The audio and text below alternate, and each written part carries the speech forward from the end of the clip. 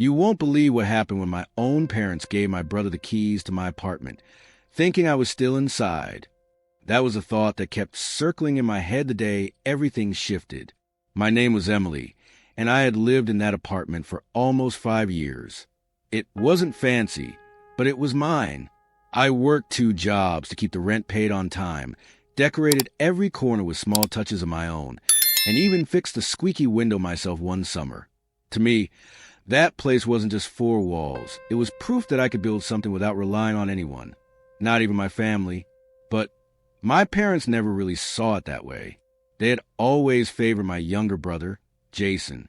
He was the golden child, the one who always managed to slide out of responsibilities and still got praised for doing the bare minimum. I, on the other hand, was expected to handle my own problems, work harder, and never complain. And I didn't. Until the day I overheard a conversation that made my chest tighten with disbelief. It was a Sunday afternoon when my mom called me over for dinner. The smell of roast chicken filled the kitchen, and the usual chatter of my family surrounded the table. But then I heard my dad say, almost casually, "Jason will be moving into Emily's apartment next month. It's closer to his new job. She won't mind." I froze, fork halfway in my mouth. She won't mind? I blinked, waiting for someone to correct him, but no one did. Jason just leaned back in his chair, smirking, as if everything was already arranged. "Wait," I said slowly, putting my fork down. "What do you mean Jason will be moving into my apartment?" Mom sighed like I was overreacting. "Honey, you don't even need that place. You can just come back home for a while. It makes sense for Jason to have it since his office is close." I laughed bitterly, shaking my head. "Are you serious? I pay the rent.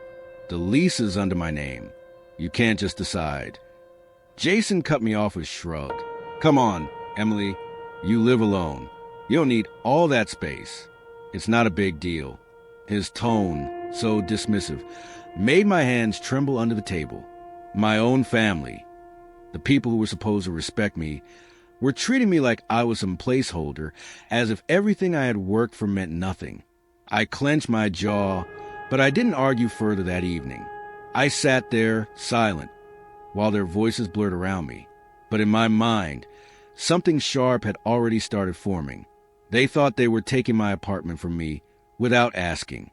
What they didn't know was that I had already made a choice weeks before that dinner. By the time Jason was handed the keys, I wasn't going to be there anymore. And what came next would show them all just how wrong they had been to underestimate me. The rest of that dinner felt like I was trapped in a room where no one could hear me. Their voices filled the air with casual plans. Jason talking about how he would set up his gaming rig in the living room. My mother listing furniture that could stay or be moved. My father nodding along like everything was already signed, sealed, and done. Not once did anyone glance at me to ask if I agreed. It was as though I was invisible at my own table, as though my years of struggle had meant nothing. I sat there, a fake smile plastered across my face, all while inside my chest burned like fire. Later that night, when I returned to my apartment, I leaned against the door after locking it and just stared at the small space that had been my safe haven. The soft yellow glow from the lamp on my desk lit up the room, catching the photos on the wall. Pictures I had taken during long walks, my college graduation photo, and a snapshot of me with friends laughing at the beach. Every object in the room was a piece of my independence, a reminder that I had fought hard to be here. Yet now, my own family wanted to hand it all over to someone who had never lifted a finger for anything. Jason. I could still see that smug look on his face at dinner.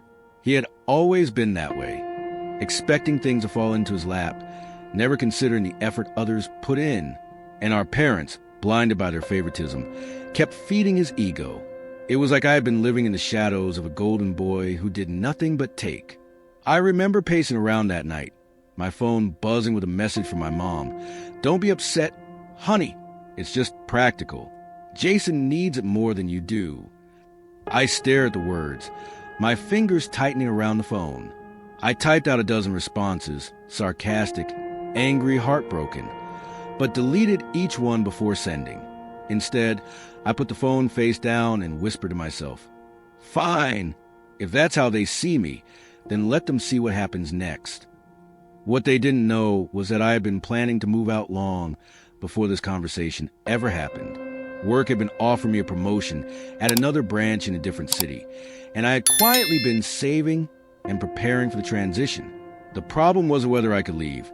It was how to make sure my family finally realized they couldn't keep treating me like some backup option.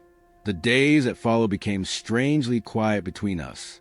I kept my plans hidden, giving short answers when my mom asked if I'd thought about moving back home yet. Jason dropped by the apartment once, rattling the doorknob like he already owned the place. I watched through the peephole, biting my tongue, my chest tight with the urge to fling the door open and tell him to back off. But I didn't. Not yet, because while they believed I would eventually give in, I had something else in mind. On one hand, I wanted freedom, to leave the city, this dynamic, this endless cycle where I was treated as less. On the other, I wanted them to feel, just once, what it meant to underestimate me, to hand Jason the keys to something that was never really his. And that's when the first twist unfolded, something I hadn't even planned for. One Friday evening, I came home to find Jason sitting on the hallway floor outside my apartment, scrolling through his phone, looking annoyed. "What are you doing here?" I asked, my voice flat. He looked up, rolling his eyes. "Mom said you were supposed to give me a copy of the keys already. I've been waiting for an hour." I let out a short, bitter laugh. "A copy of my keys? And who told you I agreed to that?" He smirked, brushing imaginary dust off his jeans. "Come on, Emily. Stop being dramatic. Mom and Dad already decided. You're moving back home. I'll take over here. Why are you making this so difficult?" The arrogance in his tone lit something inside me. But instead of snapping, I tilted my head and smiled faintly. "Oh, Jason, you really think things work like that? That Mom and Dad can just decide what happens to my apartment?" He shrugged. "Well, yeah, they've always handled things. You just never know when to listen." I stared at him for a moment, a strange calmness washing over me. Then I stepped past him, unlocked the door, and went inside. Without looking back, I said, "Enjoy waiting, Jason, because that's all you'll be doing." The sound of the lock clicking shut behind me felt more satisfying than I expected. I leaned against the door, my heart racing, and whispered, "This is going to be fun." That weekend, I started packing in secret. I boxed up the books I loved, folded clothes into neat piles, wrapped fragile frames in newspaper. But instead of doing it quickly, I did it slowly, methodically, taking my time. I wanted everything to look normal from the outside. I even left some old furniture behind, some cheap dishes in the cupboard, and a blanket tossed casually over the couch. From a glance, the apartment would still look lived in, but the truth was, by the time my parents thought they were giving Jason the keys, the space would already be hollow. The real twist, though, came when I discovered something unexpected while cleaning out the drawers. In the corner of the bottom drawer of my desk, I found a crumpled envelope I had completely forgotten about. It was from years ago, letters from my grandmother, who had passed away. She had always been the only one in the family who truly believed in me, who used to whisper, "Don't let anyone make you smaller than you are, Emily." Inside the envelope was a small folded note she'd once written. "Strength is not in shouting louder. It's in knowing when to be silent and let them trip over their own lies." Reading that, I felt something settle inside me. My plan wasn't about screaming or fighting. It was about stepping back at the perfect moment, letting their own arrogance unravel them. So I kept quiet. I smiled when Mom brought up Jason moving in soon. I even nodded along when Dad joked, "Guess you'll be back in your old room, Em." Inside, I was already gone. And then just 2 days before my official move, Jason stormed into the apartment uninvited, tossing his jacket on the couch like he owned the place. "This is ridiculous," he said. "Why haven't you packed your stuff yet? Do you think I'm going to wait forever?" I stood in the doorway of my bedroom, watching him, my arms folded. "Jason," I said calmly, "you might want to slow down before you embarrass yourself." He frowned, confused. "What's that supposed to mean?" I smiled faintly. "You'll find out soon enough." The way his eyes narrowed told me He hated not being in control. But that was the beauty of it. He didn't even realize he had no control to begin with. And while he stormed around, muttering about lazy sisters and ungrateful attitudes, I silently zipped the last suitcase in my room. Because in less than 48 hours, Jason would be handed the keys to an apartment that was no longer mine. And what he found inside would be nothing like the victory he imagined. The morning sun streamed through the blinds, but instead of warming me, it felt like a spotlight on everything I was about to leave behind. Boxes lined the walls, each one carefully labeled, but stacked away that wouldn't raise suspicion if someone peeked in. From the outside, my apartment still looked lived in. The bed made, a half-empty coffee mug left on the counter, a jacket hanging by the door. But the truth was, most of my life was already folded neatly into the suitcases that sat quietly under my bed. That Sunday, I drove to my parents' house. The air inside was thick with the smell of my mother's cooking and the sound of my father's laughter. Jason was sprawled across the couch, his shoes kicked off, flipping through channels like he owned the place.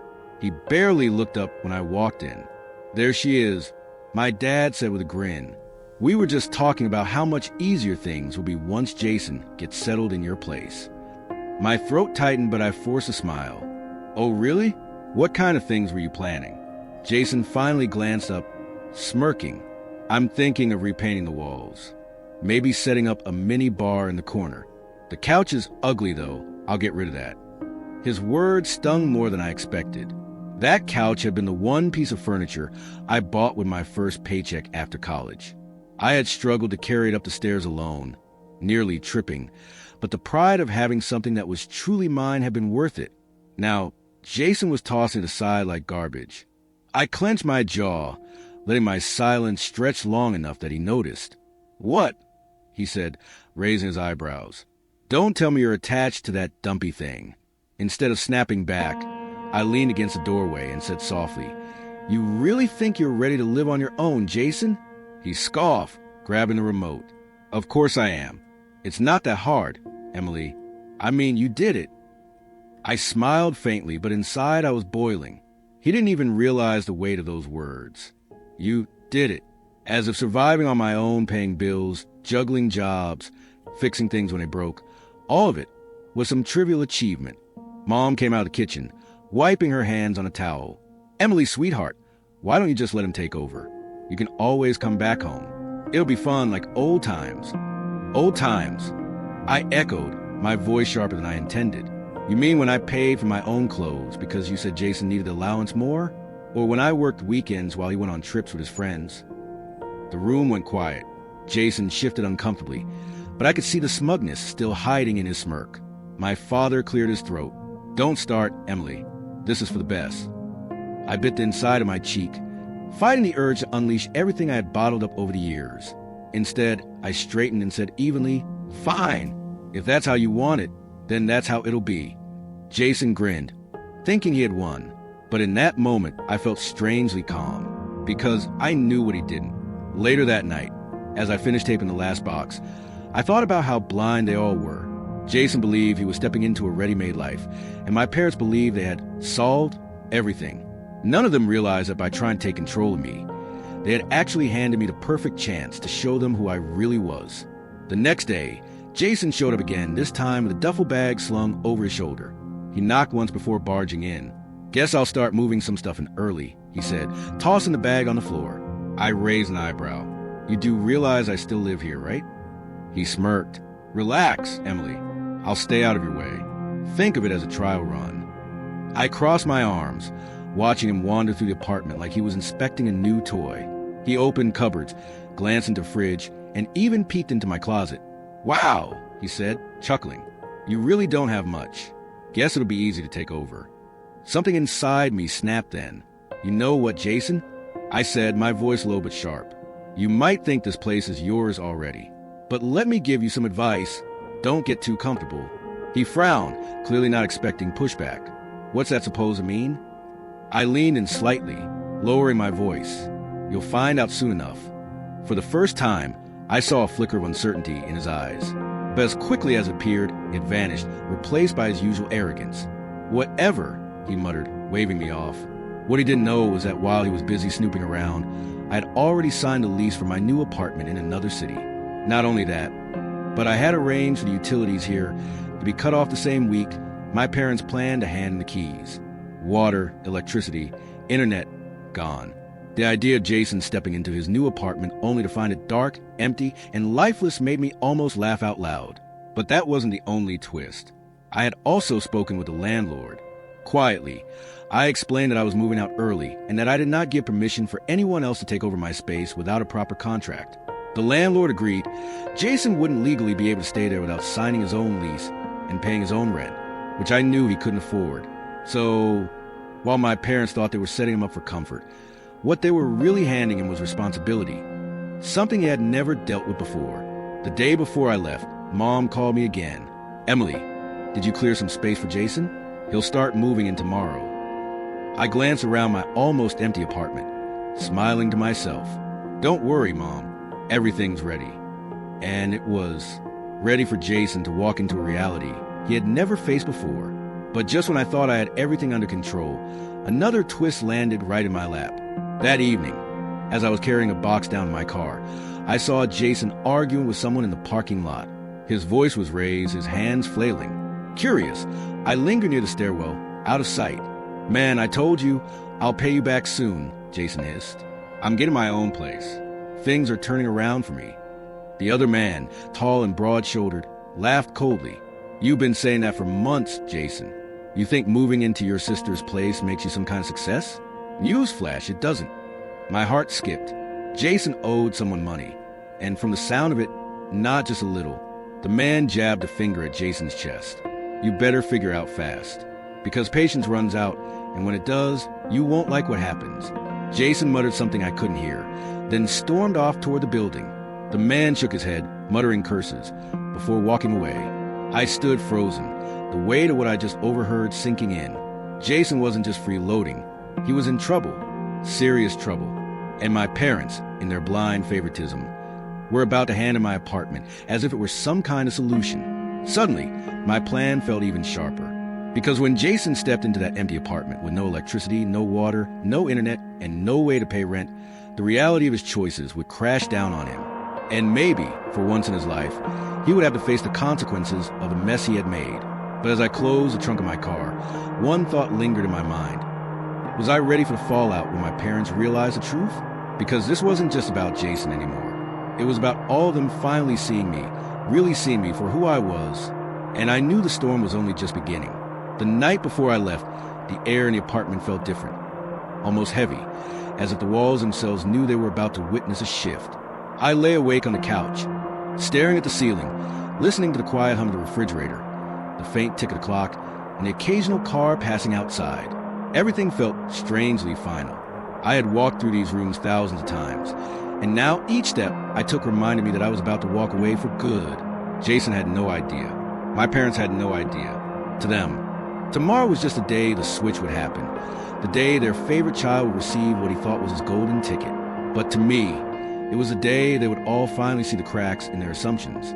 Early in the morning, I loaded the last of my things into the car. My suitcases were stacked neatly in the trunk, the boxes taped and labeled. But I still left behind enough to make the apartment appear lived in. Some books on the shelf, half a bottle of shampoo in the bathroom, a blanket draped carelessly across the couch. It wasn't just about leaving. It was about leaving a stage set for someone else to walk into. I paused before locking the door, glancing one last time at the framed photo of my grandmother that I kept on the dresser. I picked it up, running my fingers along the edge, and whispered, "You were right." Sometimes silence speaks louder than anything. Then I tucked it into my bag and shut the door behind me. By noon, I was officially gone. My car was packed, the lease signed on my new place across town, and the keys to this apartment left on the kitchen counter, just where my parents said Jason would find them. But before driving away, I stopped at the landlord's office one final time. "You're sure you'll enforce it?" I asked, sliding the signed termination form across the desk. He nodded. "Of course. Once you're out, nobody else can stay without signing a new lease. If your brother tries to, well, he'll find himself locked out pretty quickly." That was all I needed to hear. I thanked him and left, my chest lighter but also strangely tense. It wasn't guilt exactly, but more like anticipation. The next part of the story, though, didn't unfold with me in the room. It unfolded with Jason. Later that evening, my phone buzzed with a series of texts from my mom. "Jason, just got your apartment. He says it looks fine but kind of empty. Did you move more stuff out than you told us?" I didn't answer. Instead, I let the messages sit there, unread on purpose, my lips curving into a small smile. 2 hours later, another text came through, this time angrier. "Jason says the power's not working. Why didn't you tell us?" I pictured Jason stumbling through the darkened rooms, flipping light switches, opening the fridge only to find it dark, trying to connect his phone charger only to see nothing happen. He had probably kicked the wall in frustration, convinced it was just some glitch. But it wasn't a glitch. It was reality. Not long after, my phone rang. Jason's name lit up the screen. I let it ring once, twice, then finally answered, putting it on speaker as I unpacked my new place. "Emily." His voice was sharp, panicked. "What the hell is going on? There's no power here. No water either. Did you forget to pay the bills or something?" I calmly folded a sweater and set it in the drawer before replying. "Oh, I didn't forget. I canceled them. I don't live there anymore." Silence crackled on the line for a moment before he exploded. "You what? Are you insane? How am I supposed to live here?" "Maybe you should ask Mom and Dad," I said lightly. "They're the ones who thought you needed the place more than I did." His voice rose. "Don't play games with me, Emily. I already started moving my stuff in. You can't just—" "Jason," I interrupted, my tone steady. "It was never yours to begin with. And if you want to stay there, you'll have to talk to the landlord and sign a lease, which means paying rent every month, on time. Can you do that?" The silence that followed told me everything. He couldn't. I hung up before he could sputter another word. But the fallout didn't stop there. That night, my parents called, furious. "Emily, how could you do this to your brother?" My mom demanded, her voice high-pitched and trembling with anger. "Do what exactly?" I asked, keeping my tone calm. "Leaving like that. Shutting everything off. You embarrassed him. He was ready to settle in, and now he's sitting there in the dark." "Maybe," I said slowly. "He should learn what it's like to take care of himself. Like I had to." There was a pause on the other end. My father's voice came through next, low and hard. "You've always been difficult, Emily. This stunt proves it." I laughed bitterly. "Difficult? You mean independent. You mean unwilling to be walked over. If that makes me difficult, then fine. I'd rather be difficult than invisible." They didn't like that answer. They hung up on me. But the real twist came 2 days later. Jason showed up at my new place. I hadn't given him the address. He must have gotten it from Mom or Dad. But there he was, pounding on my door until I opened it. His face was red, his hair messy, his eyes darting like a cornered animal. "You ruined everything," he spat. "You made me look like an idiot. The landlord won't let me stay unless I sign papers, and I don't have the money for it. Do you know how embarrassing that is? Everyone thinks I've moved out, and now I'm stuck back at home like some loser." I crossed my arms, leaning casually against the doorway. "Jason, you did that to yourself. Not me." "No," he snapped. "You set me up. You wanted me to fail." I tilted my head. "Funny, because I don't remember you worrying about setting me up when you thought you could just take over my life." For a moment, he didn't know what to say. His mouth opened and closed, his hands clenched at his sides. Then, almost desperately, he blurted out, "You don't understand. I needed that place. I owed someone money, and I promised him I was moving into my own place. Now he thinks I lied. He's not happy, Emily. He's not the kind of guy you want to make angry." That's when I realized the truth of what I'd overheard in the parking lot. Jason wasn't just in over his head. He was drowning. And my parents, by handing him my apartment, had unknowingly thrown him a lifeline he couldn't even hold on to. I let the silence stretch, my eyes narrowing. "So this isn't about the apartment, is it? This is about your debt." He swallowed hard, looking away. "It's complicated." "No, Jason," I said softly. "It's simple. You've been living off everyone else your whole life, and now it's caught up with you, and you thought you could drag me down with you."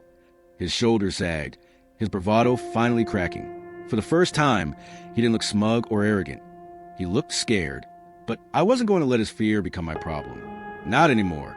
Go home, Jason," I said firmly. "Figure out your own mess. I'm done cleaning up after you." I shut the door in his face before he could answer. As I leaned against the door, my chest rising and falling, I realized something important. For years, my parents had treated me like I was the backup plan, the one who could sacrifice for Jason's sake. But by walking away, I had forced them all to face a truth they had been avoiding. Jason wasn't a golden child. He was just a boy who had never grown up. And though the fallout wasn't over, not by a long shot, I knew this was only the beginning of the storm that would finally change everything. For 2 days after Jason showed up at my new place, I didn't hear a word from him or from my parents. The silence was unusual. Normally my mom would be calling, leaving long voice messages about how selfish I was being or how Jason was struggling. But this time, nothing. It was quiet. Too quiet. At first, I thought maybe they had finally accepted what had happened. Maybe for once, they realized I wasn't going to bend just because they wanted me to, but something about the silence unsettled me. It wasn't the peaceful kind of quiet. It was the kind that came before a storm. That storm broke on Thursday evening, when my phone lit up with a string of frantic calls from my mother. The 5th time it rang, I answered. "Emily," she gasped, her voice trembling. "You need to talk to your brother. He's in trouble." I sat down slowly on the edge of my bed, bracing myself. What happened this time? Her words tumbled out in a rush. "A man came to the house today. He was looking for Jason. He said Jason owes him a lot of money. He was so angry, Emily, I was terrified. Your father had to tell him Jason wasn't home, and the man said he'd be back. What has Jason done?" I closed my eyes, the pieces clicking together in my mind. That wasn't some random debt, Mom. Jason owes more than he can handle. That's why he wanted my apartment. So he could pretend to this guy that he was stable, that he was building a life. But he's not. He's spiraling. There was a long pause on the other end. When Mom finally spoke, her voice cracked. "Why didn't you say something before?" I let out a bitter laugh. Would you have listened? Or would you have brushed me off like always, telling me I was being dramatic? Telling me to help your brother? Emily, he needs you? You didn't want the truth. You only wanted the version of Jason that made you feel good about your choices. Her silence told me I'd hit the mark. That night, I couldn't sleep. Every time I closed my eyes, I pictured Jason, angry, desperate, pacing in some dark room, trying to figure out how to dig himself out of the hole he had made. And as much as I wanted to detach completely, some small part of me still ached. He was my brother. For years, I had been the one covering for him, lending him money I never got back, smoothing things over when he messed up. I had been enabling him just as much as my parents had, only in a quieter way. But now I was done. The next morning, Jason showed up again at my new apartment. His eyes were bloodshot, his face pale. He looked like he hadn't slept in days. "You need to help me," he said the moment I opened the door. I leaned against the frame, arms crossed. Why would I do that? "Because you're my sister," he snapped, desperation lacing his voice. "Please, Emily, you don't understand. These guys aren't patient.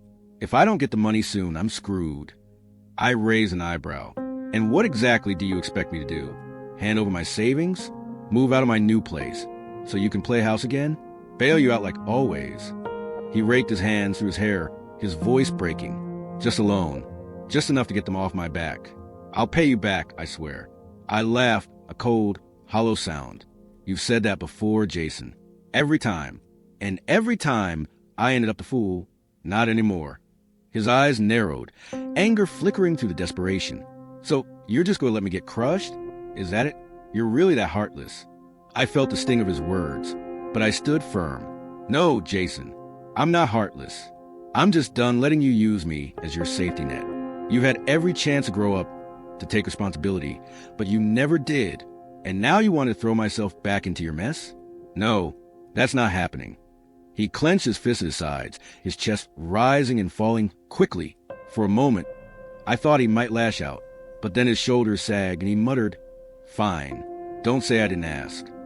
He turned and stormed down the hall, his footsteps echoing until the building door slammed shut. I closed my eyes, leaning against the door after locking it, my heart pounding. But the real twist came later that afternoon when my dad called. "Emily," he said, his voice strained. "Your brother's not answering his phone. He didn't come home last night either. Do you know where he is?" My stomach dropped. I hadn't seen him since he left my place that morning. "No. Why? What's going on?" Dad hesitated before answering. The man who came by the house before, he came back. This time he wasn't just angry, he was threatening. He said Jason was running out of time. If we don't find him soon, his voice trailed off. A chill ran through me. Jason had dug himself deeper than I realized. And while part of me wanted to shrug and say, not my problem, I couldn't, not entirely. Because as much as I resented him, as much as I despised the way my parents always enabled him, he was still my brother. That night, lying awake in my new apartment, I found myself staring at my grandmother's photo again. Her words echoed in my head. Strength is not in shouting louder. It's in knowing when to be silent and let them trip over their own lies. But what if his lies drag him down so far that he couldn't climb out? The next morning, I made a decision. Not to bail Jason out, not to hand him money, but to confront the truth head on. I drove back to my parents' house. Mom was pacing in the kitchen, her hands wringing a dish towel. Dad sat at the table, his face pale and tired. When they saw me, my mother's eyes filled with tears. "Emily," she whispered, "we don't know what to do." He won't answer. And that man, he keeps calling. He says if Jason doesn't pay, he'll come back here. I'm so scared. I took a deep breath. Then stopped covering for him. Stop pretending he's a golden boy who can do no wrong. Face the fact that Jason is in this mess because of his own choices. The more you shield him, the worse it gets. Dad slammed his hand on the table. You think we don't know that? He's still our son. And I'm your daughter. I shot back, my voice shaking. But you never protected me. You never stood up for me the way you do for him. You let me fight for every inch of my life while you handed Jason everything. And look where it got him, entitled, reckless, and drowning in debt. The room fell silent. Mom's tears slid down her cheeks. Dad looked away, his jaw tight. For the first time, I saw them not as authority figures, not as unshakable parents, but as two people who had made mistake after mistake. They thought they were helping Jason by shielding him, but all they had done was break him. And now, the consequences were at their door. I stood, grabbing my bag. If Jason wants help, he'll have to ask for it honestly. No more manipulation, no more lies. Until then, I won't be his crutch. And neither should you. As I walked out of their house, I felt something shift. For the first time in years, I wasn't the silent one in the background. I was the one calling out the truth, even if it hurt. But deep down, I knew this wasn't over.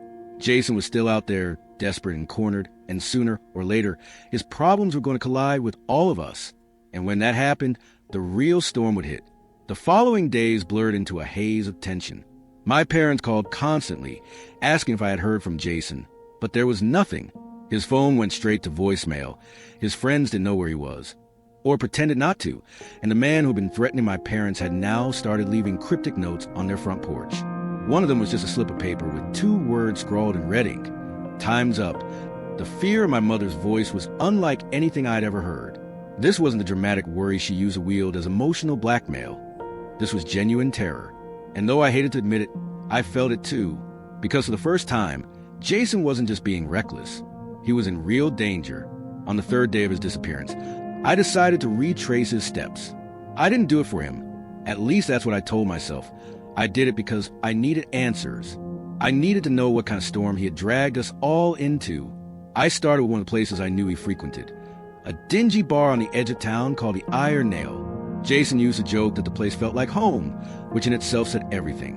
When I walked in, the smell of stale beer and cigarette smoke hit me like a wall. A few heads turned as I stepped inside, and I could feel the weight of suspicion in their stares. I approached the bartender, a stocky man with tattooed arms who wiped a glass with a rag that looked dirtier than the glass itself. Looking for my brother, I said carefully, "Jason." Tall, dark-haired, loud mouth. "You've seen him." The bartender narrowed his eyes, then snorted. "Yeah, seen him. He owes half the guys here money. He made promises he couldn't keep." My stomach tightened. "Do you know where he is now?" He leaned in closer, lowering his voice. "Word is, he's been hanging around with Vincent." The name meant nothing to me, but the way he said it made my skin prickle. "Who's Vincent?" The bartender chuckled, though there was no humor in it. "Someone you don't want your brother owing anything to. If Jason's with him, he's either making a deal or digging his grave." I left the bar with my pulse hammering. The name Vincent echoed in my head like a warning. Whoever this man was, he wasn't just some lone shark. He was worse. That night, I confronted my parents with what I'd learned. Mom gasped, covering her mouth with her hands, while Dad turned pale. "Vincent Russo, Dad said finally, his voice grim. He's not a small-time thug, Emily. He's dangerous. He's been in this town for years, always under the radar, but everyone knows not to cross him. I stared at him in shock. And Jason went to him? Why? Because Vincent makes people feel like he's their last resort, Dad muttered, rubbing his temples. He offers help when no one else will. But the cost is... He broke off, unable to finish. I didn't need him to. The cost was everything. The next morning, a new note appeared at my parents' house. This one was longer. Tell Jason his family doesn't have much time. He pays or you all pay. That was when I realized something horrifying. Vincent wasn't just after Jason anymore. He was pulling us into it. I knew I couldn't just sit back and wait. So I drove back to the Iron Nail, hoping someone would talk if I pushed harder. This time, I wasn't alone. A friend from college, Sarah, came with me. She'd always been the kind of person who wasn't afraid to stand up to anyone, and I needed that courage now. When we entered, a man in a leather jacket gave us a long, calculating look. He had sharp eyes and a scar down his cheek. He didn't say anything, just watched. Sarah nudged me and whispered, "That's him. That has to be Vincent." I swallowed hard. Everything in me screamed to turn around and walk out, but I forced myself forward. "I'm looking for Jason," I said firmly, though my voice wavered. The man smirked, taking a slow sip of his drink before replying. "Jason's a funny kid. Promises the world, delivers nothing. Do you know how many chances I gave him? And do you know what he did with them?" My throat was dry, but I managed to whisper, "Where is he?" Vincent's smile widened, though his eyes stayed cold. "Safe. For now. But safe isn't free. Your brother owes me. And when he couldn't pay, he gave me something else instead." My blood ran cold. "What do you mean?" Vincent leaned forward, his voice dropping to a dangerous whisper. "He gave me your name." I froze, the words slamming into me like a physical blow. Sarah grabbed my arm, but I couldn't move, couldn't breathe. Vincent chuckled at my silence. "Don't look so shocked. Jason said you were strong, reliable, responsible, that you'd do anything for family. He said if he couldn't pay, you would." Rage flooded me, hotter than anything I had ever felt. Jason hadn't just dragged me into this mess. He had offered me up as collateral. Sarah pulled me back toward the door, hissing, "We need to get out of here." I stumbled after her, my mind spinning. By the time we got back to my car, my hands were trembling so badly I could barely grip the wheel. The betrayal cut deeper than any wound ever could. I had spent years defending Jason, covering for him, sacrificing my own peace for his chaos. And this was how he repaid me? By selling me out to a man like Vincent? When I finally got home, I locked every door and window, pacing the apartment like a caged animal. I couldn't think straight. The rage and fear twisted together inside me until I thought I might explode. That night, I dreamed of my grandmother again. She was standing in her old garden, her hands covered in soil, her eyes sharp and knowing. "Strength isn't silence when they try to destroy you, Emily," she said firmly. "Strength is fire when you've been used for the last time." When I woke up, I knew what I had to do. I wasn't going to hide. I wasn't going to cower, waiting for Jason or Vincent to decide my fate. If Jason had sold me out, then I would take control of the game myself. And that meant finding Jason before Vincent did. The next morning, I drove aimlessly for hours before realizing I was circling the same streets Jason used to haunt. Coffee shops where he sweet-talked baristas, convenience stores where he ran errands, but really bought scratch tickets, and old alleys where he used to gamble behind closed doors. Every place held a memory I wanted to erase. Yet now I needed them. If I was going to find him, I had to think like him. But thinking like Jason was like stepping into a storm, chaotic, unpredictable, destructive. He didn't plan, he improvised. He didn't consider consequences. He sought escape. And if Vincent had him, or if Jason was hiding from Vincent, there had to be breadcrumbs. I started with his old friend Derek, a man with grease under his fingernails and lies in his eyes. He worked in a mechanic shop, but spent more time hustling side deals and fixing cars. Derek had always been Jason's shadow, the kind of friend who never told Jason no. When I found him, he was leaning against the hood of a half-finished car, smoking. His eyes lit up with surprise when he saw me. "Emily, didn't expect you here." "Where's Jason?" I demanded. Derek exhaled smoke, smirking. "If I knew, do you think I'd tell you? He owes everyone. If I snitched, I have more enemies than I can handle." I stepped closer, lowering my voice. "Vincent's looking for him. He gave Vincent my name." The smirk slid off Derek's face. He flicked the cigarette away and muttered, "That idiot. He's playing with fire." "Where is he?" I pressed. Derek hesitated, then finally muttered, "Last I heard, he was crashing at some abandoned motel outside of town. The Silver Pines. He thinks no one knows, but word travels fast." My chest tightened. The Silver Pines have been shut down for years after a fire damaged half the rooms. It was the kind of place people only went to when they didn't want to be found. I didn't thank Derek. I just left. The drive out to the motel was surreal. The road grew lonelier with each passing mile, and the trees pressing from both sides like silent witnesses. When I finally pulled up, the building looked worse than I remembered. Charred walls, broken windows, graffiti scrawled across every surface. I stepped out carefully, every nerve in my body on edge. The silence was heavy, broken only by the crunch of gravel under my shoes. I pushed open the door to the lobby, the smell of mold and rot filling my lungs. "Jason?" My voice echoed through the emptiness. For a moment, there was nothing. Then, from one of the darkened hallways, I heard a shuffle of movement. My pulse spiked. "Emily," a voice croaked. I turned, and there he was, my brother, disheveled, eyes bloodshot, clothes torn. He looked more like a ghost than the person I grew up with. "Jason," I whispered, anger and relief colliding in my chest. He staggered toward me, grabbing my arm. "You shouldn't be here. It's not safe. Not safe because of you." I shot back, pulling away. "Vincent knows about me. You told him." Jason's face crumpled, shame flickering in his eyes. I didn't mean to. He cornered me, Em. I thought if I gave him your name, he'd let me buy time. I swear I wasn't going to let anything happen to you." My rage boiled over. "You used me as a bargaining chip. Do you even hear yourself?" He looked like he might cry, but I had no sympathy left. For years, I had carried his messes on my shoulders, and now he had crossed a one line that could never be uncrossed. Before I could unleash more fury, a sound froze us both, the screech of tires outside. Jason's face drained of color. "It's him." I spun toward the door, my heart hammering. Shadows moved across the cracked windows, slow and deliberate. Then came the sound of heavy boots on gravel. Jason grabbed my wrist, panicked. "We have to go. Now." We darted down the hallway, past broken doors and collapsed ceilings, until we reached the back exit. Jason shoved it open, and we stumbled into the overgrown lot behind the motel. My car was on the other side of the building, but the sound of voices told me Vincent's men were already circling. Jason pulled me toward the tree line. "This way." We ran, branches whipping our faces, lungs burning. Behind us, flashlights cut through the darkness, accompanied by shouts.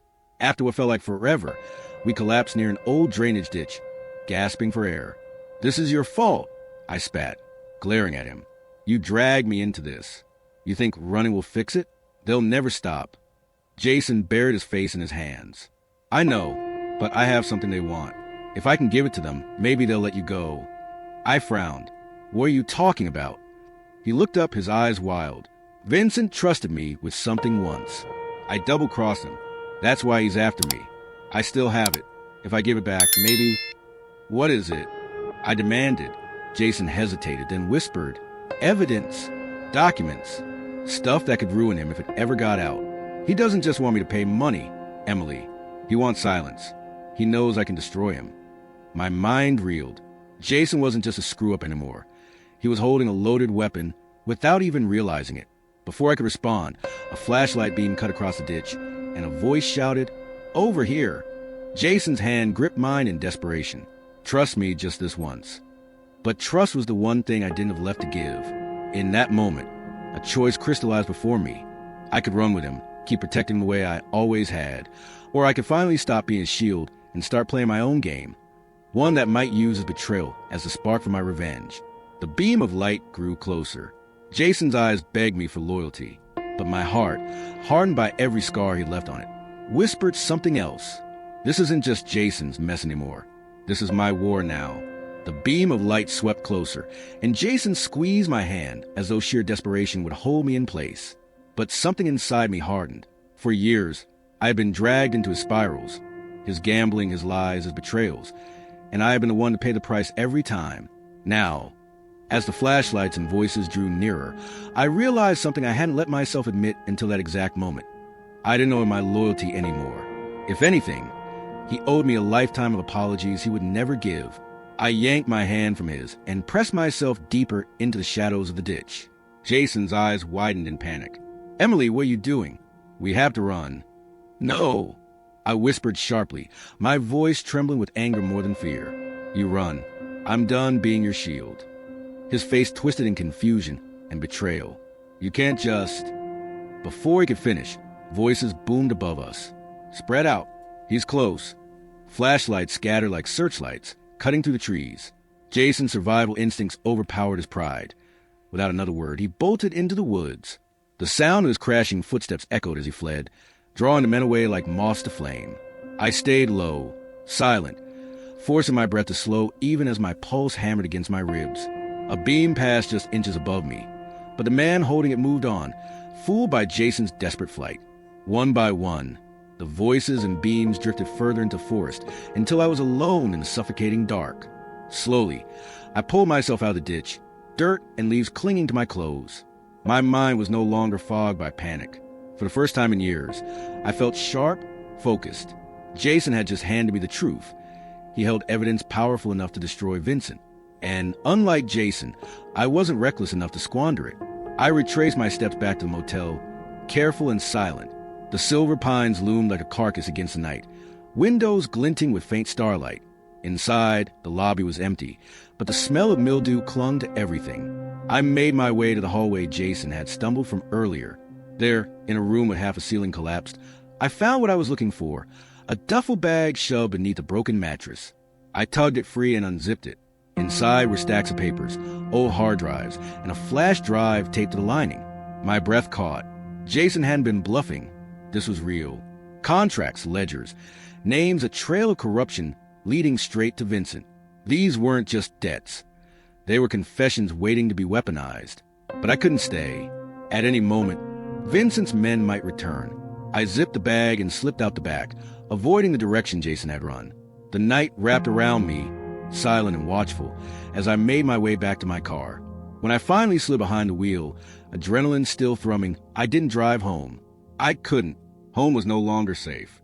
Instead, I drove toward the city, where anonymity was easier to find and plans could be crafted without watchful eyes. Hours later, I checked into a cheap motel under a false name. Inside the dimly lit room, I spread the contents of the bag across the bed. The papers detailed financial transactions that linked Vincent to illegal operations, smuggling, laundering, even bribery of local officials. The hard drives likely held even more. But the flash drive felt like the true prize. I plugged it into my laptop, breath caught in my throat. Dozens of files appeared. Scanned contracts, email exchanges, incriminating photos. My eyes widened as I scrolled. Vincent hadn't just been greedy. He had been sloppy. He had left trails everywhere. And now, they were in my hands. But power is only as strong as the one who wields it. If I ran to the police, Vincent could bury the evidence with bribes. If I exposed it online, it might disappear into the noise of conspiracy chatter. If I wanted revenge, real revenge, I had to play this carefully. I thought about Jason, running blindly through the woods, hunted, terrified. For years, he had used me like a pawn, but now he had accidentally crowned me queen. I could feel the shift deep in my bones. I wasn't the victim anymore. I was the one holding the knife. Still, there was danger. If Vincent even suspected I had the evidence, he wouldn't hesitate to silence me, which meant I had to stay invisible while setting the board. I needed allies who couldn't be bought, leverage that couldn't be erased, and timing sharp enough to cut Vincent at his weakest. As dawn broke through the thin motel curtains, I knew sleep was impossible. My mind buzzed with strategies, each more daring than the last. I thought about reaching out to a journalist I once knew, someone who had chased corruption stories like a bloodhound, or perhaps feeding small pieces of evidence to Vincent's rivals, letting them chip away at him until he collapsed. But another idea coiled in my mind, darker, more dangerous. What if I let Vincent believe Jason still held evidence? What if I used Jason's own betrayal as bait, drawing Vincent into a trap that would expose him completely? The thought was intoxicating. Jason had ruined me countless times. Now, maybe he could serve one final purpose. Not as my brother, but as the pawn he always was. I packed the documents back into the duffel, hiding the flash drive in the lining of my coat. My decision wasn't final, but the shape of it was clear. Vincent wasn't the only one who could play games. That night, As I sat in the motel room with shadows stretching long across the walls, I allowed myself one fleeting smile. For the first time, I wasn't just reacting, I was choosing. And choices, when wielded carefully, could become weapons sharper than any blade. But I knew one thing for certain. The war had only just begun. The motel room had grown suffocatingly quiet, the kind of silence that pressed on my ears and made my thoughts echo louder than I wanted them to. The duffel bag sat at the foot of the bed like an animal waiting to be unleashed, and every time I looked at it, I felt both exhilaration and fear. I knew what I held in my hands could ruin Vincent, but the bigger question gnawed at me: how could I make sure it didn't ruin me in the process? I kept replaying Jason's desperate face in my mind, his voice cracking as he begged me not to abandon him in the ditch. Part of me wondered if he had made it out of the woods alive. Another part of me, the part that had been bruised and betrayed too many times, almost hoped he hadn't. But then I thought of something else. If he had survived, he might already be running back to Vincent, trying to trade whatever information he had for his own safety.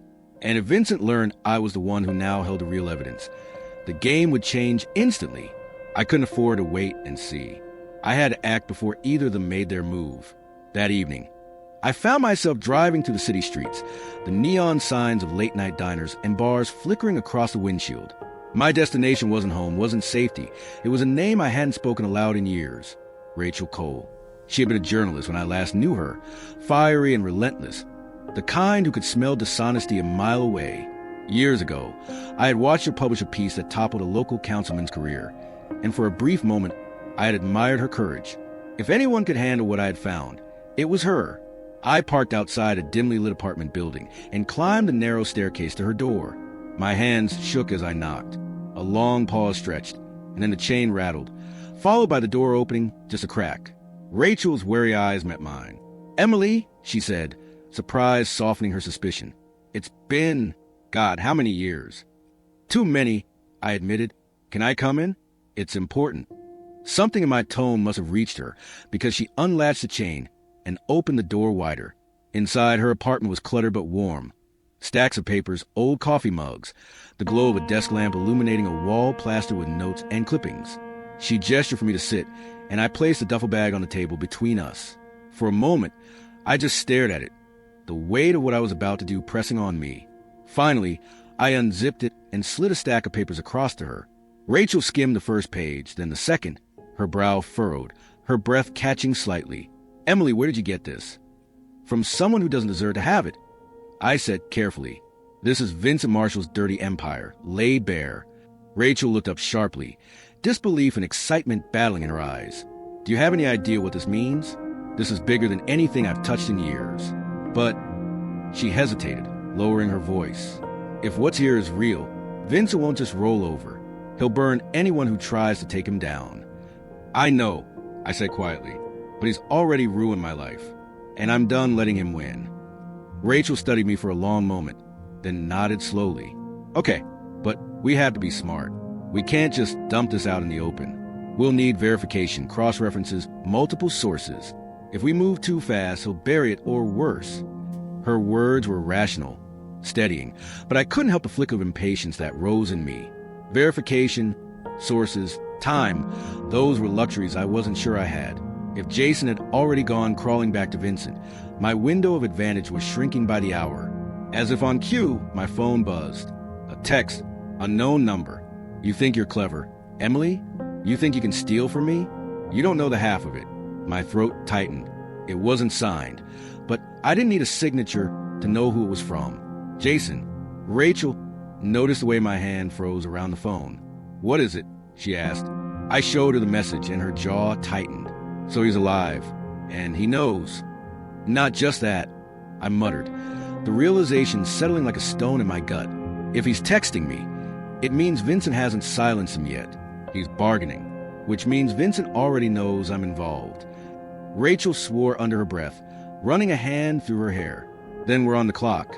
If Vincent's men are already looking for you, you can't stay here." Before I could respond, another text buzzed in. "You want to play games? Fine. Meet me at the docks tomorrow night. Bring the bag, or I tell Vincent everything." I stared at the words, my mind spinning. Jason was trying to corner me, to manipulate me the way he always had. But this time, he was forcing my hand in front of an audience far more dangerous than me. If I didn't show, He delivered me to Vincent on a silver platter. If I did show, I'd be walking into a trap. Rachel leaned over my shoulder, reading the message. "This isn't about giving him the bag," she said slowly. "This is about setting a trap of your own." The idea clicked instantly, like a gear sliding into place. Jason thought he was pulling the strings, but he didn't realize I'd already cut them. I still had the flash drive hidden in my coat. The bag would be filled with whatever I wanted. Old receipts, junk mail, worthless papers. He'd have no way of knowing until it was too late. But the bigger question was whether I wanted Vincent to catch Jason in his own betrayal. If I orchestrated it carefully, I could pit them against each other. Vincent furious at Jason for failing him, Jason desperate to prove his worth. Both of them too distracted to notice me pulling the rug out from under their empire. The thought was dangerous, intoxicating, and terrifying all at once. Rachel watched me, her eyes sharp. "You're thinking something," she said. "I'm thinking," I admitted, "that maybe the best revenge isn't just exposing Vincent. Maybe it's letting him destroy himself, with Jason's help." She studied me, then gave a slow, almost reluctant smile. "That's risky, but if you pull it off, it'll be brilliant." I sat back, my heart pounding with the weight of the plan forming in my head. The docks tomorrow night would be more than a meeting, it would be a stage. And if I played my role right, Jason and Vincent would never see the curtain falling until it was too late. For years, I had been the pawn. Tomorrow, I would be the one moving the pieces. And for the first time, I felt a sweet, dangerous taste of victory just within reach. The night of the meeting at the docks arrived with a kind of electric tension that wrapped around me like a shroud. The sky was bruised purple, streaks of clouds drifting across the half-hidden moon, and the air smelled of salt rust and the faint stench of oil from the abandoned shipping containers that lined the pier. I could hear the distant groan of waves lapping against the rotting wood as I stepped from the shadows and tightened my grip on the decoy duffel bag. Rachel had wanted to come with me. She had argued until her voice was raw, insisting that she could hide nearby, record everything, make sure I wasn't alone in the lion's den. But I knew what Vincent's men were capable of. If they spotted her, even once, it wouldn't just be me they destroyed. So I had convinced her to stay behind, promising I would update her the moment I walked away from the docks alive. Now, standing there, I wondered if I had made a mistake. The emptiness of the docks was deceptive. Though I couldn't see them yet, I felt them, eyes watching me from the shadows, engines idling somewhere deeper in the fog. Vincent's men were predators, and I was the bait. Every step forward felt like I was being swallowed further into the jaws of something that had been waiting patiently for me to arrive. Then I saw him, Jason. He emerged from behind a stack of crates, his hood pulled low over his face, though I could still make out the sharp angles of his jaw and the twitchy, nervous way he moved. His eyes darted around constantly, searching the darkness, betraying the fear he was trying so hard to hide. "You came," he muttered, his voice cracking slightly. I set the duffel bag down at my feet, but didn't take my eyes off him. "You left me no choice." He gave a hollow laugh, shifting on his feet. "There's always a choice, Emily. You could have disappeared, walked away. But no, you wanted to play games with Vincent. You wanted revenge. Don't talk to me about choices." I snapped, my voice low and hard. "You chose him over me. You chose money and power over everything we had. So don't you dare stand here acting like you've been forced into this." Jason's smile faltered, and for a moment, I thought I saw a guilt flicker in his eyes. But then he straightened, his voice sharper. "You don't get it, do you? Vincent, he's not someone you outsmart. He's not someone you can beat. You think this little game with the papers is going to bring him down? He owns the police, the courts, everyone. He'll swallow you whole, Emily. And I can't save you this time." I stepped closer, my heart pounding, but my voice steady. "I don't need you to save me." Before Jason could respond, a sound cut through the night, the crunch of boots on gravel.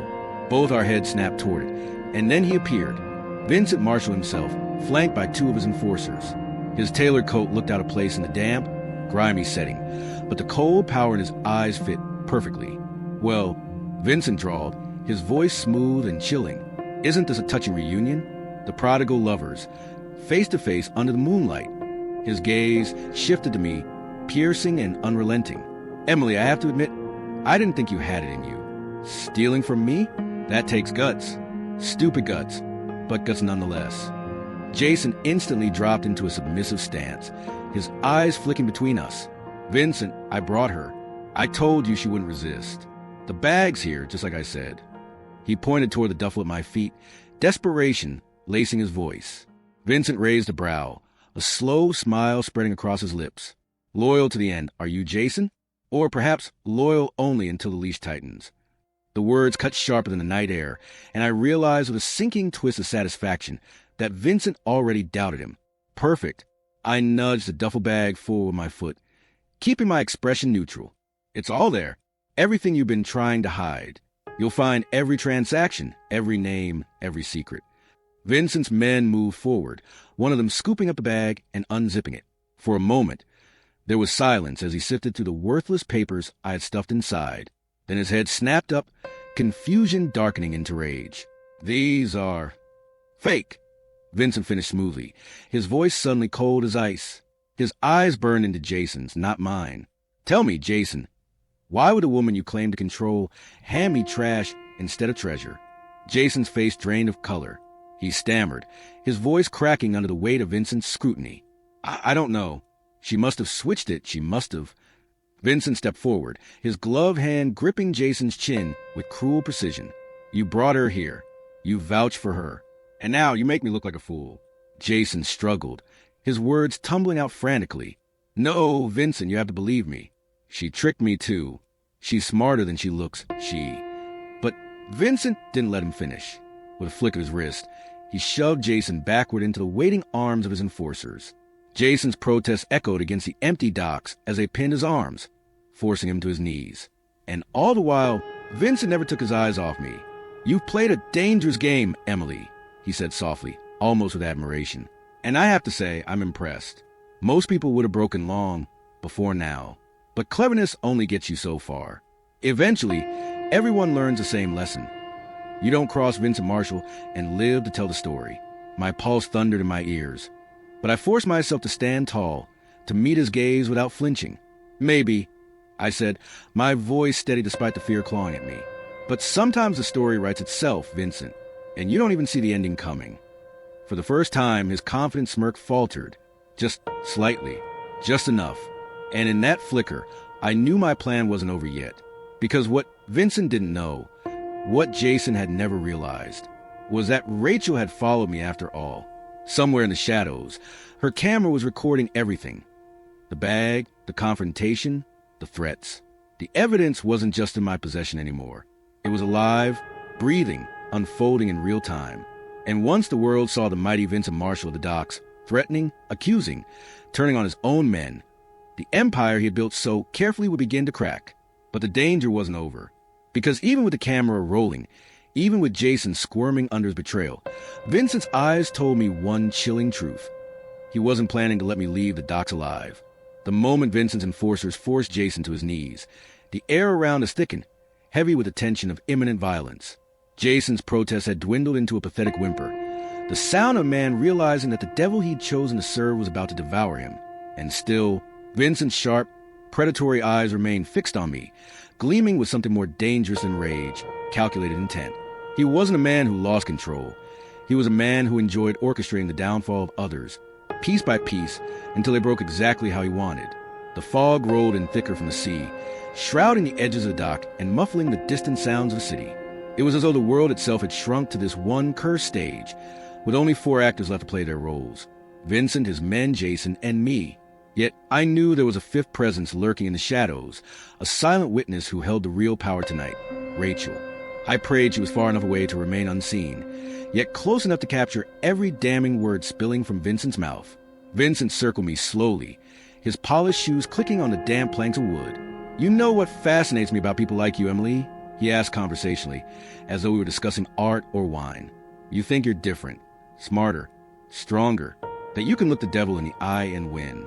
But do you know how many clever little rebels I've seen in my time? How many thought they could outwit me? He leaned in close, his breath hot against my ear. Every single one of them is rotting at the bottom of the river. I didn't move, didn't flinch. Inside, my heart was hammering so hard I was sure he could hear it. But on the surface I stayed still, staring him down. Then maybe it's time someone changed the ending, I murmured. That faint smirk tugged at the corner of his mouth again. But it didn't reach his eyes. He straightened, gesturing lazily to one of his men. Search her. If she brought the real files, I want them. One of the enforcers stepped toward me, thick hands reaching, but I stepped back sharply. "Touch me and you'll regret it," I hissed. Vincent chuckled darkly. "Brave words. Do you think anyone will regret what happens to you here? You're already a ghost, Emily. By morning, your name will be nothing but a rumor." He tilted his head, savoring the fear he expected to see. But I didn't give it to him. Instead, I let my silence speak, a refusal to break even when the odds pressed against me like a vice. Jason, still pinned by the other guard, suddenly exploded in desperation. "Vincent, wait! She doesn't have the files. I swear she's bluffing. Let me prove my loyalty. Let me be the one to finish this." His voice cracked on the last word, and I knew it wasn't loyalty driving him. It was survival. Jason would say or do anything to save himself, even if it meant putting the final nail in my coffin. Vincent's gaze lingered on him, amused. "You? Finish this." He barked a laugh, cruel and sharp. "You couldn't even control your own woman, Jason. And now you beg me to trust you again? Pathetic." Jason's face flushed red, shame and fury colliding in his expression. I'll do it. Just give me a chance." Vincent tapped his chin thoughtfully, then glanced back at me. "Very well. Let's see where your loyalty truly lies." He stepped aside, giving Jason space. "Prove yourself. Kill her." The world tilted beneath me. My stomach dropped. Not because I feared Jason's hands.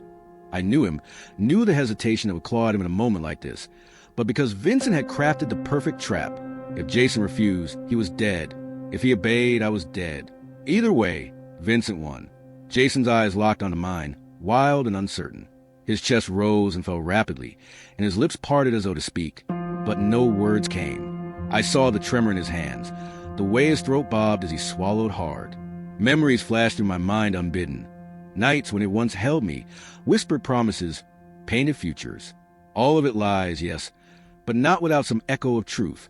And that tiny, lingering truth was what Vincent was exploiting now.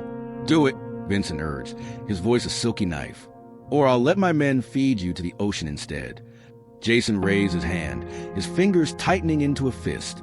He took one faltering step toward me, then another, his face twisted, torn between fear and the twisted need to survive.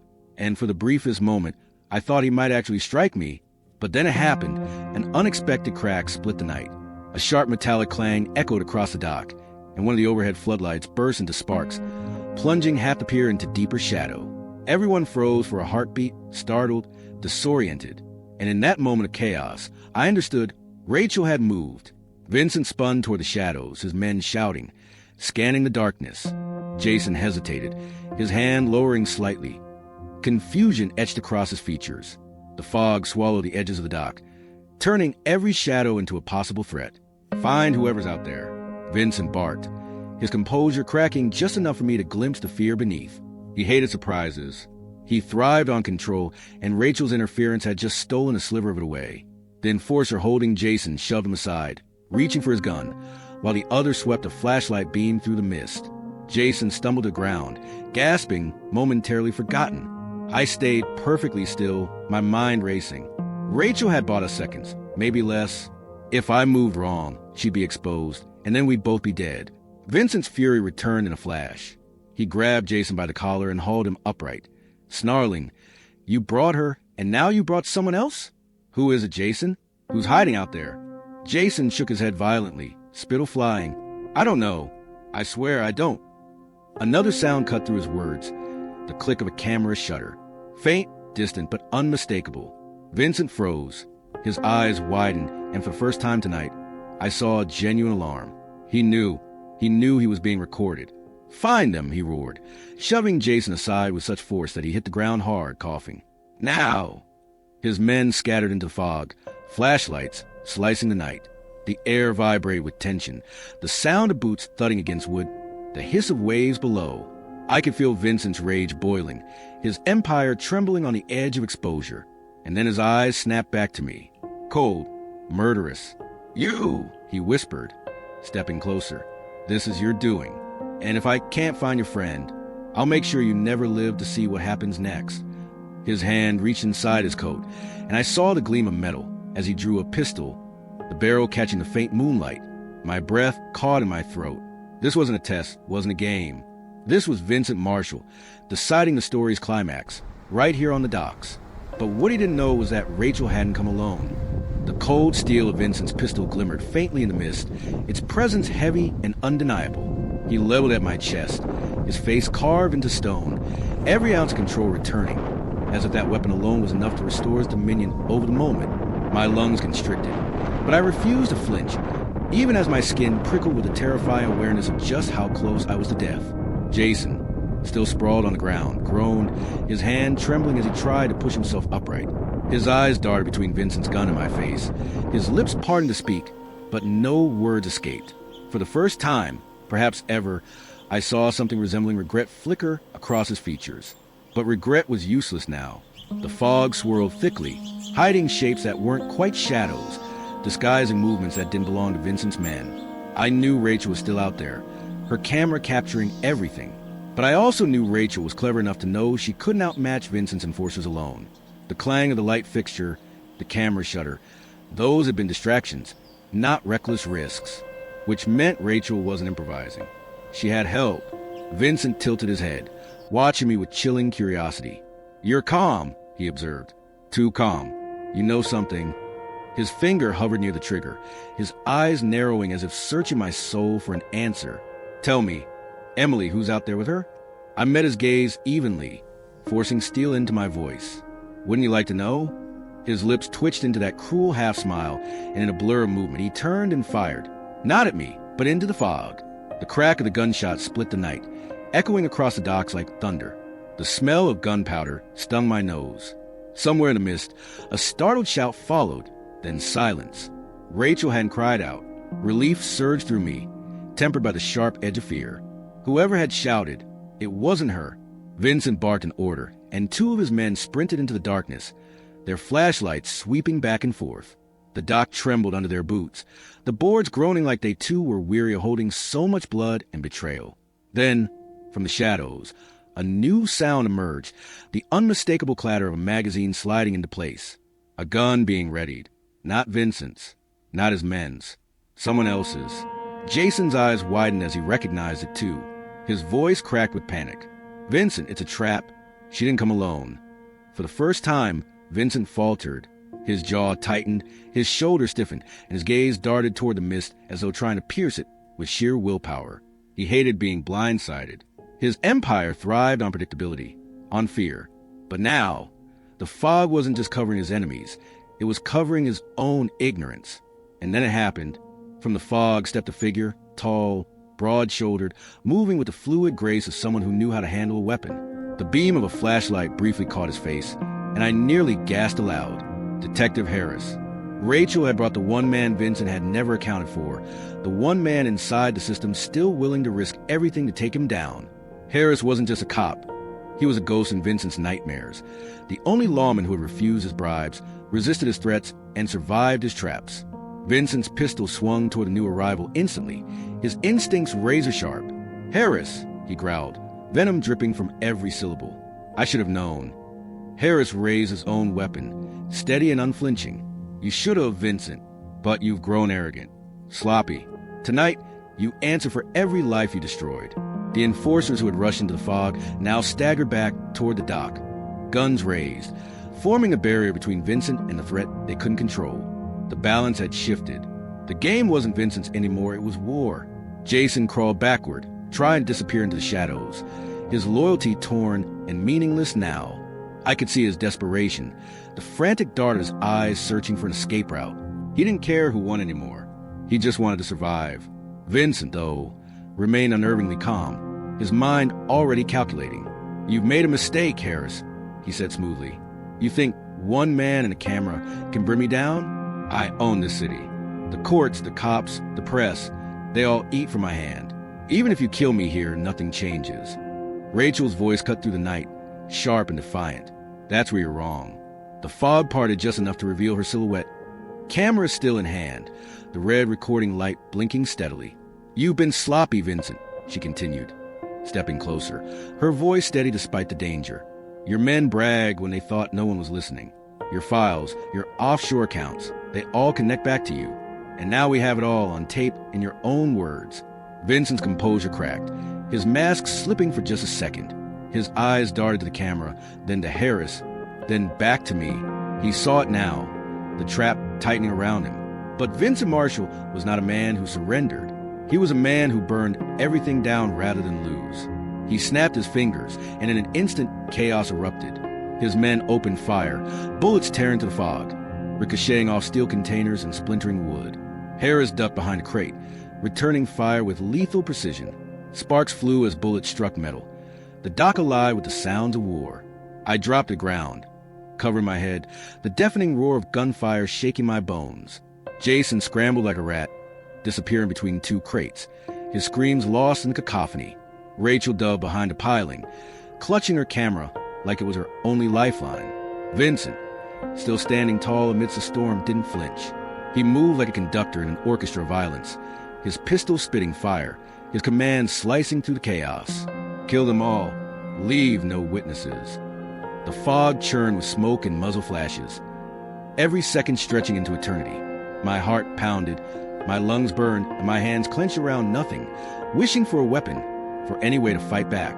But all I could do was crawl, inch by inch, toward the shadows where Rachel hid. As I reached her, her eyes met mine, wide but determined. Keep filming, I whisper hoarsely. No matter what happens, the world needs to see this. She nodded, clutching the camera tighter. But then her gaze shifted over my shoulder, and her face drained of color. I turned just in time to see Vincent himself striding toward us, his pistol raised, his eyes blazing with murderous fury. The world seemed to slow, every sound muffled, every breath a struggle. Harris was still pinned down, his attention divided by Vincent's men. Jason was nowhere in sight. Rachel and I were cornered, exposed, seconds from the end. But before Vincent could pull the trigger, a new voice rang out, deep, commanding, and laced with authority. Drop the weapon, Vincent. Now! More flashlights cut through the fog, blinding in their intensity. The sound of boots thundered against the dock, dozens of them, surrounding us from all sides. Reinforcements. But the question was, whose? The flood of flashlights grew brighter, cutting through the fog like blades. Boots hammered against the wooden dock. Dozens, no, hundreds of them for one fleeting moment. Hope surged in my chest. Had Harris really managed to call for full police backup? Was this the end of Vincent Marshall's reign of terror? But then, a horrifying detail became clear. The men flooding in weren't all wearing uniforms. Some were in plain clothes, others in mismatched tactical gear.